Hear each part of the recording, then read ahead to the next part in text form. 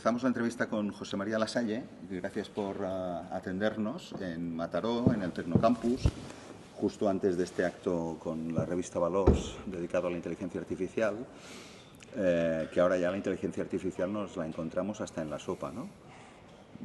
Pues sí, prácticamente es el tema de nuestro tiempo. Se ha convertido en los últimos 3 años, yo creo que en un concepto básico para entender el mundo contemporáneo, tal y como está configurado.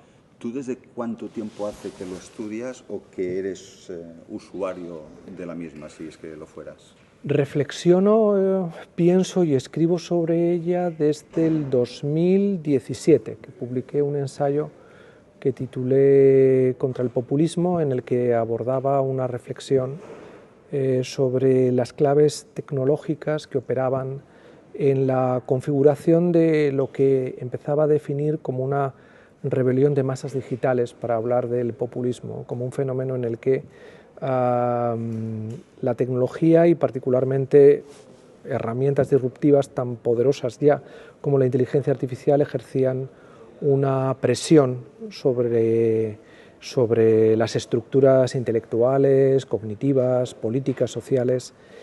Y siendo secretario de Estado, uno de los proyectos que quise poner en marcha y del que luego se hizo eco el Mobile World Congress, concretamente su fundación, fue convertir Barcelona en un Davos digital que reflexionara sobre el impacto social que tenían las tecnologías disruptivas, entre las cuales ya estaba evidentemente la inteligencia artificial. O sea que pues ya son unos cuantos años. Sí. ¿Esto que era el embrión de la Declaración de Barcelona? ¿O? Esto fue el embrión de lo que luego fue la Carta de Derechos Digitales. ¿Vale? Que yo abordé a nivel del Estado, a nivel del Estado y dentro de Cataluña, concretamente la creación del Digital Forum Society, que es uno de los verticales con los que trabaja la Fundación Mobile World Congress. Y en estos últimos años, desde esa época hasta ahora, ¿cómo definirías lo que ha pasado o lo que está pasando? Bueno, pues yo creo que lo que está sucediendo es comprender que la mirada tecnooptimista y hasta cierto punto ingenua acerca de la neutralidad que arroja la técnica en su sentido más amplio ha ido siendo colocada en sus correctos ángulos de reflexión. Es verdad que hay un excesivo tecnopesimismo en muchas de las reflexiones que se proyectan, incluso cierto catastrofismo, pero es verdad que hay que encontrar el punto de equilibrio que nos permita responsabilizarnos colectivamente de lo que representa una extraordinaria oportunidad para el ser humano como es la inteligencia artificial, pero que si no es objeto de regulación, si no es objeto de identificar cuáles son los propósitos que acompaña la misma, puede convertirse en una herramienta muy peligrosa. La vuelta de Trump a la Casa Blanca y los aranceles y esta guerra descarada o desacomplejada con China y con el resto del mundo, ¿crees que puede ser bueno para la carrera de la inteligencia artificial? A ver, en un ensayo que publiqué el año pasado, que titulé Civilización Artificial, uno de los capítulos se dedicaba precisamente a la geopolítica de las máquinas, para reflexionar cómo uno de los factores que aceleran el incremento de las capacidades de la inteligencia artificial es precisamente la competencia sistémica que libran Estados Unidos y China por lograr antes lo que probablemente sea algo muy parecido a una inteligencia artificial fuerte, y que será la antesala de una inteligencia artificial general. No sé cuándo se puede producir esto, pero es verdad que ambas superpotencias pugnan por liderar la inteligencia artificial. Y lo han hecho sobre una mirada muy utilitaria, muy pegada a desarrollar, sin más propósito que el poder que libera la inteligencia artificial, las capacidades de poder de esta. Y yo creo que puede ser una oportunidad para replantearnos, y ahí Europa puede desempeñar un papel importante, si el desarrollo de la inteligencia artificial para el conjunto de la humanidad debe desarrollarse de acuerdo con parámetros que no sean los que los chinos y los norteamericanos quieren imponernos. Pero yo me refería precisamente, no te he formulado bien la pregunta, al hecho de que la llegada de Trump a lo mejor obliga a Europa a salir de su ensimismamiento y de la confortabilidad del debate de lo políticamente correcto, de la ética en la inteligencia artificial, y intentar plantearse competir, aunque sea con modelos como el de Mistral o modelos de código abierto, etcétera. Es decir, ¿hasta qué punto este meneo de Trump obliga a Europa a ponerse a las pilas? A ver... Más allá de la ley de inteligencia artificial, que luego si quieres hablamos, y de la regulación, que somos una isla en el mundo a nivel planetario, ¿no?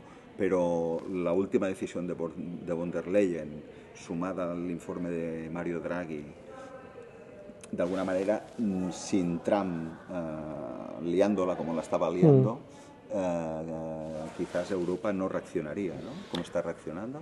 A ver, yo creo que la reacción era inevitable. Es decir, Ursula von der Leyen, cuando anuncia en París hace unos meses la movilización de 200.000 millones de euros para poner en marcha una inteligencia artificial europea en un proyecto lo más parecido a lo que ha sido para la industria aeronáutica el Airbus, significa que esto no se improvisa de un día para otro. Es decir, Mistral es un diseño francés que casi podría ser una spin-off que impulsa determinados vectores que ahora hace falta ir ahormando e integrando sistémicamente en un proyecto mucho más complejo, donde cada país debe aportar su pedazo de valor, ¿no?, al conjunto del valor que pueda tener una inteligencia artificial europea. Creo que es posible intentar esto y debe abordarse, es absolutamente imprescindible. De todas maneras, Trump es el desenlace de algo que venía pasando ya con la administración Biden. Es decir, no hay que olvidar que en octubre del año 23 se aprobó la orden ejecutiva sobre inteligencia artificial, que prácticamente establece que el presidente de los Estados Unidos es un commander-in-chief en materia de inteligencia artificial y que, asociada al sesgo sistémico de la seguridad nacional, toda la investigación privada por parte de corporaciones, academia, etcétera, está subordinada a ese vertical que marca, por lo tanto, un vector de trabajo en este ámbito, ¿no? Y muy alineado además con el diseño de lo que yo creo que es un complejo industrial tecnológico por parte de las grandes corporaciones, donde están pugnando porque una de ellas al final se lleve el monopolio de la inteligencia artificial, como ha pasado en ese diseño de monopolio que ha ido acompañando toda la evolución disruptiva de la tecnología norteamericana desde los 80 para acá. Por lo tanto, Europa tenía que abordar un diseño de inteligencia artificial. Pero yo no sé si nuestro modelo ha de ser competitivamente emulador de lo que los norteamericanos o chinos pretenden. Es decir, hemos, por ejemplo, aceptado que los indicadores norteamericanos son los que definen si una universidad es buena o mala. Bueno, pues yo no sé si los indicadores sobre inteligencia artificial que ellos han diseñado y también los chinos nos tienen que decir si una inteligencia artificial es buena o mala para los intereses europeos. Creo que Europa tiene que hacer su inteligencia artificial. Y si la inteligencia artificial significa tratar de replicar el cerebro humano y la manera que piensa, a lo mejor sería bueno que pensáramos en replicar el cerebro o cómo trabaja más eficientemente el cerebro europeo. Quizás sea una buena oportunidad para Europa, ¿no?, para marcar el futuro, teniendo en cuenta que en los últimos años tampoco ha triunfado haciéndolo a nivel político, ¿no?, por ejemplo. Es decir, en la nueva Unión Europea dominada por la IA, si sabe jugar las cartas, es una oportunidad. Hombre, nos hemos definido a nosotros mismos con el proyecto de Ursula von der Leyen como el continente IA, ¿no? Por lo tanto, estamos haciendo que la inteligencia artificial pase a ser uno de los factores diferenciales de Europa. Y eso significará que Europa, primero, tiene que definir qué propósito da la inteligencia artificial, para qué la queremos, para que contribuya probablemente a la mejora del bienestar, tal y como los europeos entendemos el bienestar, que no es como lo entienden ni los chinos ni los norteamericanos. Para nosotros, la cultura, la tolerancia, la alteridad, el valor, el respeto a la persona, etcétera, son hechos fundamentales sobre los que pensamos nuestra convivencia, pensamos cómo diseñamos nuestras herramientas tecnológicas, nuestra movilidad. Es decir, tenemos una mirada humanocéntrica sobre todo lo que hacemos.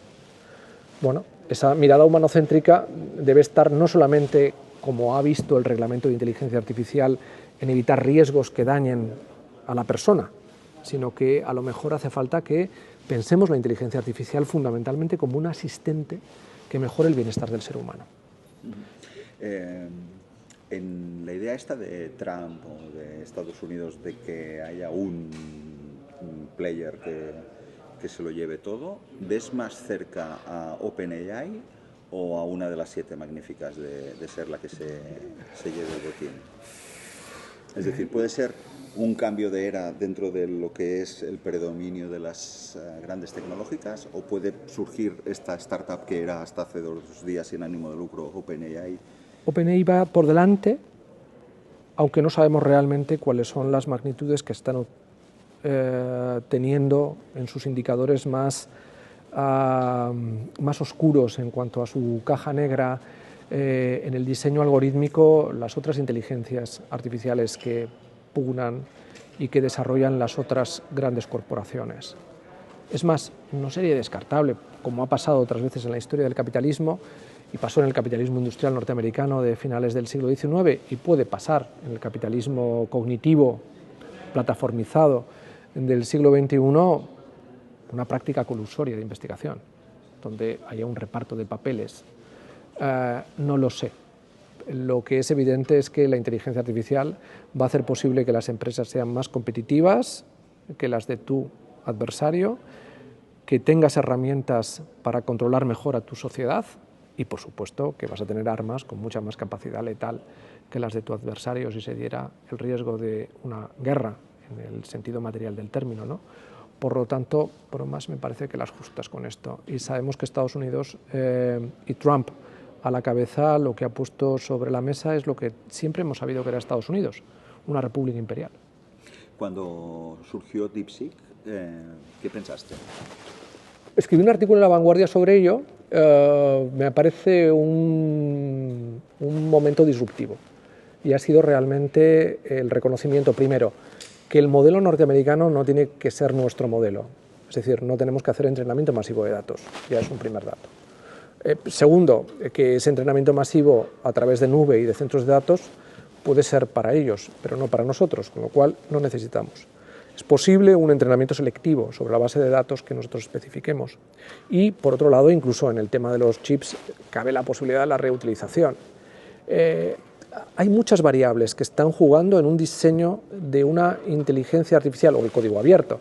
Hay muchos aspectos que te están poniendo de manifiesto que el diseño pensado por las grandes corporaciones norteamericanas no tiene por qué ser el que haga avanzar más la inteligencia artificial. Insisto, cuando hablamos de la inteligencia artificial generativa, estamos hablando de una inteligencia artificial que trata de imitar al ser humano cuando crea productos intelectuales. Y de eso los europeos sabemos, porque nos venimos dedicando a esto desde hace 2500 años. Y nos han ido bastante bien las cosas, por lo menos a la hora de diseñar una cultura que es lo suficientemente atractiva como para ser querida por la inmensa mayoría de los humanos que en un determinado momento, cuando se exilian o cuando buscan empezar una vida nueva, ya no van a Estados Unidos, que también, pero muchos de ellos vienen a Europa, por algo será. Por lo tanto, yo creo que DeepSeek ha sido realmente un fenómeno disruptivo que habla sobre el modelo de desarrollo de la inteligencia artificial, pero hay que tener en cuenta que Europa tiene una serie de indicadores que le capacitan para que pueda desarrollar capacidades todavía impensables.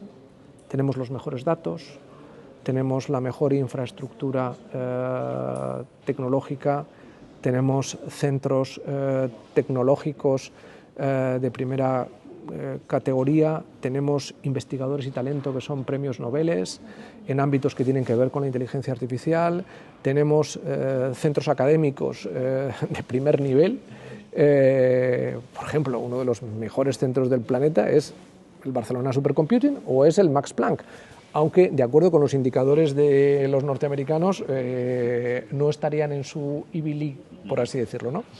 Pero todos esos son los datos que hay que poner sobre la mesa para tener confianza en que Europa puede desarrollar una inteligencia artificial competitiva. Y dentro de Europa, ¿cómo ves al Estado español? La ambición que dice Pedro Sánchez tener, ¿es creíble? A ver, ¿Crees que hay un proyecto real? Creo que España puede tener un papel relevante. Y puede tener un papel relevante primero porque hemos apostado por algo que ahora que se ha producido el blackout de la semana pasada es interesante, que son los algoritmos verdes. Y por lo tanto, el desarrollo de una inteligencia artificial que contribuya aún más a reducir la huella de CO2 y que haga que la investigación en inteligencia artificial sea todavía más verde. Y ahí hemos puesto inversión y además tenemos un desarrollo de centros de datos neutros muy importante. Tenemos unas infraestructuras tecnológicas de primer nivel, o sea, somos realmente el país, después de Finlandia, con mayor nivel de penetración tecnológica. El 99% de nuestro territorio tiene cobertura tecnológica de primer nivel. Hay talento. Quizá no tenemos el dinero que puedan tener otros países europeos, pero creo que de lo que se trata precisamente no es de que un país en concreto ponga dinero, sino que pongamos todos juntos. Y ahí habría que saber elegir el rol que España quiere jugar. De igual manera que supo elegir el rol que desempeñó en el Airbus, ahora tendríamos que pensar cuál es el rol que queremos jugar. ¿Y crees que lo sabemos? No. Y esto es lo que deberíamos trabajar. Por ejemplo, tenemos un centro de supercomputación como el BSC de primerísimo nivel, pero es que tenemos también instituciones académicas muy potentes que están trabajando, insisto, por ejemplo, el tema de los algoritmos verdes hace tiempo. No lo sé. Este es uno de los planteamientos estratégicos de país que deberíamos... Creo que sí tenemos algo que no valoramos lo suficiente, pero que en el ámbito de las IAs generativas tiene mucho valor, que son los campus semánticos. Y los campus semánticos vinculados a la inteligencia simbólica. Y el español, asociado con el catalán y asociado con las otras lenguas romances, tienen unas capacidades de ambiguación conceptual más interesantes que el inglés. En un tema, voy a poner un ejemplo, o sea, lo importante que sería para una inteligencia artificial distinguir entre ser y estar. En inglés no podría abordarse, mientras que en castellano, en latín, en catalán también. Es decir, las lenguas de raíz latina tendrían una capacidad para ir sumando, y no olvidemos que los datos los hacen las lenguas. La suma de lenguas de origen latino tienen un peso geopolítico. Bueno, ahora se produce la paradoja de que los castellano hablantes europeos o españoles, por decirlo de alguna manera, consumiendo productos de inteligencia artificial americanos, no norteamericanos, tienen por respuesta a muchos prompts el español que se habla en Sudamérica. En América Latina, claro. Porque tiene más peso todo lo que han entrenado con contenido de América Latina que de España. Exacto. Entonces, por primera vez, España está al mismo nivel que Cataluña. Es decir, que ni un Estado te da la garantía o la seguridad de que tú tengas tu presencia blindada y bien garantizada. Pero sería absurdo que España pretendiera tener una inteligencia artificial propia. No, pero reconocible y bien entrenada, claro, en modelos compartidos con otros países. Por supuesto. O sea, Lo que te las quiero lenguas... decir es que por primera vez ni tan solo la soberanía estatal es garantía de... Pero es que estos conceptos, yo es que, perdón, Sí, sí. ya no quiero ser relativista, pero es que ya estamos, es decir, si hablamos de inteligencia artificial y estamos hablando de una lucha geopolítica por liderar esta, ya tenemos que pensar desde otras categorías. Es decir, no sirven los conceptos que nacieron con la Revolución Francesa.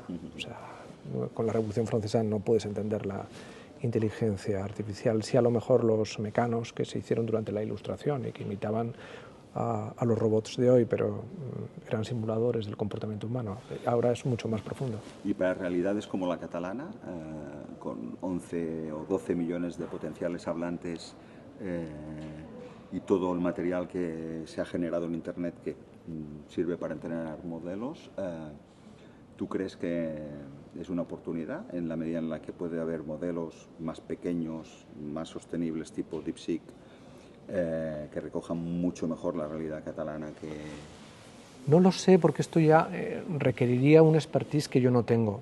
Pero si yo proyecto la reflexión macro que tengo al respecto, que es más filosófica y sociopolítica, te diría que en la medida en que el catalán, como el occitano, como el italiano, como todas las lenguas romances, el castellano, el portugués, tienen enormes similitudes conceptuales y forman parte de una misma familia idiomática, la complementariedad lingüística en la complejidad es mucho más positiva que el aislamiento identitario en la aproximación a los conceptos que uno está manejando. Es decir, que en la medida en que seamos capaces de pensar más complejamente dentro de un universo semántico compartido, la ambigüedad es una manera de entender mejor cómo piensa el ser humano cuando crea o imagina, que necesita evidentemente conceptos que le ayuden a proyectar sus capacidades creativas. Por lo tanto, el ejemplo que he puesto sobre ser y estar es claro, pero iba a decir, para entender a veces estados de ánimo no hay mejor que el Sein ni la Rausha, que es como muy difícil de entender, pero que alguien con una mirada mediterránea, latina, comprende perfectamente. Y en castellano no hay una palabra, o hay palabras que pudieran ser equivalentes a lo que el Sein contiene, que es un sentido de moderación, de racionalidad equilibrada, pero al mismo tiempo armoniosa, muy parecido a lo que podría ser el concepto de lo apolíneo en términos griegos, ¿no? Como manejaba Nietzsche en El origen de la tragedia. Y la Rausch algo muy parecido a lo dionisíaco, pero en fin, esa complejidad es extraordinariamente positiva. Y no la podemos dejar en manos de grandes corporaciones americanas. Por supuesto. Y casi me atrevo a decir tampoco de los políticos, pero bueno. Bueno, este es otro debate. Y más tú que has estado... Por eso. En la trinchera. Sam Altman, en su hoja de ruta, creo que señaló el 2025 para la inteligencia artificial general. Sí. La idea esta de la AGI, ¿te da miedo, te da respeto? ¿Cómo lo ves? Bueno, ¿O es marketing? Creo que es posible alcanzar una inteligencia artificial que prácticamente reproduzca cómo piensa el ser humano, multifactorial y multitareas cuando desarrolla su inteligencia. Que eso genere dentro de la autonomía cognitiva una auténtica alteridad, tendríamos que pasar al siguiente estadio. Y para eso creo que transcurrirán muchos más años. Ya estamos utilizando ahora modelos de IA que se venden como modelos que son de razonamiento. ¿Tú que eres filósofo, cuando ves que se vende o se explica que tenemos modelos de IA que razonan, ¿cómo lo ves? Razonan sobre la base de una parte del razonamiento humano, de un razonamiento lógico que trabaja sobre la memoria y el archivo de información que el ser humano es capaz de desarrollar. De hecho, las inteligencias artificiales generativas están en eso y, por tanto, de aquí al año 2025 alcanzar una IA general que permita, ¿cómo diría yo?, hacer un clic cualitativo que supere el simple manejo hipereficiente del archivo o del registro de información que uno maneja cuando piensa, me parece, sobre todo porque yo creo que hay una frontera que, aunque incluso si se diera el escenario de una IA fuerte, que por lo tanto nos permitiera colocarnos delante de una alteridad propiamente dicha, radical respecto del ser humano, hay algo que yo creo que es absolutamente imposible de replicar, y es que el ser humano crea para imaginar. Imagina sobre la base de intuiciones que desarrolla por un sistema de alertas muy relacionado con la condición humana. Una condición humana frágil, falible, llena de límites. Los diseños de inteligencia artificial no se piensan para el límite. De hecho, estamos buscando siempre romper los límites para seguir creciendo. Y el ser humano no piensa cómo saltar los límites si no es a través de la imaginación. Entre otros el de la trascendencia, que es un límite radical. Claro, todo esto yo creo que es, desde un punto de vista antropológico, algo difícilmente replicable. Y yo creo que es probablemente la ventana de oportunidad que tiene el ser humano para relacionarse positivamente con la inteligencia artificial y convertirla, aunque sea una inteligencia artificial general, o en su día fuerte, en algo subordinado a la capacidad humana. Están gestionando mejor la información. A lo mejor llegan a conocer mejor. No sé si llegarán a ser más sabios que nosotros. Más sabios no, pero ya empiezan a ser más creativas que nosotros en algunos aspectos. Es decir, ahora la IA generativa tiene resultados de creatividad que empiezan a ser estimulantes e inquietantes al mismo tiempo. Sí, pero insisto, sobre la base del registro, de lo que el ser humano ha dejado. Ya. Y eso significa movernos en un estándar que supera lo mediocre, pero que no deja de ser un estándar normalizado alrededor de lo mediocre, entre comillas. O sea, por cuestión de volumen y de cantidad de entrenamiento no puede ser lo más elitista, refinado y creativo, ¿no?, del planeta. Y sobre todo cuando se llega al abismo de los límites más profundos que acompañan la condición humana y que están asociados a la culpa, al perdón, a la reconciliación, al amor, a la muerte, a la enfermedad, a la pérdida de un ser querido, aspectos que están registrados en la literatura y que puede llegar a entender, porque están en la literatura y están en nuestras creaciones, pero la experiencia radical que nace de la condición humana que ha nutrido eso es algo que es estrictamente nuestro,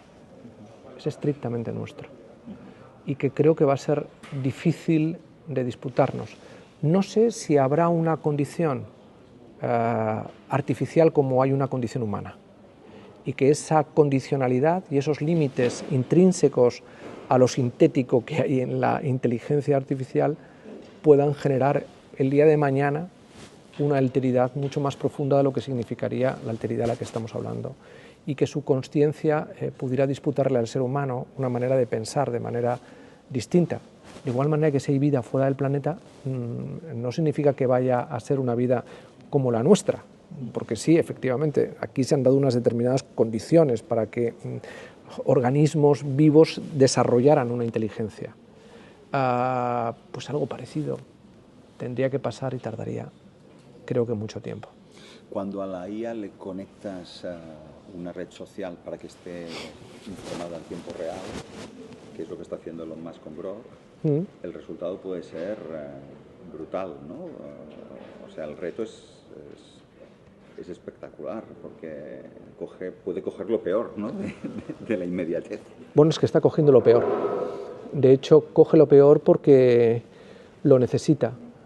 Es decir, yo creo que los datos más valiosos en las redes sociales son los que están contribuyendo a la polarización, que es la parte del inconsciente humano más reptiliano y que tiene que ver evidentemente con la violencia, con todo aquello que forma parte de la condición humana también y que se necesita para trabajar precisamente esa consciencia y esa inteligencia artificial fuerte en la que algunos están poniendo todas sus esperanzas transhumanas, ¿no? Me sabe mal, pero tenemos que ir acabando, no nos dan más tiempo. ¿Cómo crees que el uso de IA, en la medida en que es un asistente inteligente que la gente empieza a incorporar a sus rutinas diarias, puede afectar al humano? Es decir, ¿cómo la manera de relacionarse, de informarse, adquirir conocimiento? Ese es el gran reto. Es decir, creo que afrontamos una transición crítica muy compleja hacia una forma de colaboración permanente del ser humano con la inteligencia artificial. No podemos quitarle al ser humano la posibilidad de colaborar con la inteligencia artificial, pero debemos educarle en cómo hacerlo. Porque creo que el impacto que la inteligencia artificial tiene y puede tener sobre la psique humana es enorme. Puede contribuir a secar las fuentes de la propia creatividad, que están muy pegadas a una condición humana en la que la piel, lo corpóreo, como decía antes, influyen de una manera muy directa, la propia gestión del tiempo. Para eso hace falta una educación distinta a la que tenemos. O sea, creo que hay que pensar en educar al ser humano para la inteligencia artificial. Y eso va a significar un esfuerzo enorme, porque si no va a ser una fuente de desigualdad extraordinaria, inasumible para una sociedad democrática. Y tenemos que estar pensando en eso. Sí. Me quedan muchos temas por preguntarte, quizás otro día, en otra conversación. ¿Qué inteligencias artificiales utilizas tú normalmente? Básicamente el ChatGPT, sí. Sí. También he manejado DeepSeek, pero... ¿Y hay alguna cosa que te resulte especialmente atractiva? Me resulta atractivo el fenómeno en sí, es decir, ver cómo responde a los prompteos que yo le voy introduciendo, sus respuestas, y cómo no acaba de pillarme el truco, por así decirlo. Eso me divierte, eso me divierte. Pero es verdad que se está produciendo un importante incremento en la capacidad.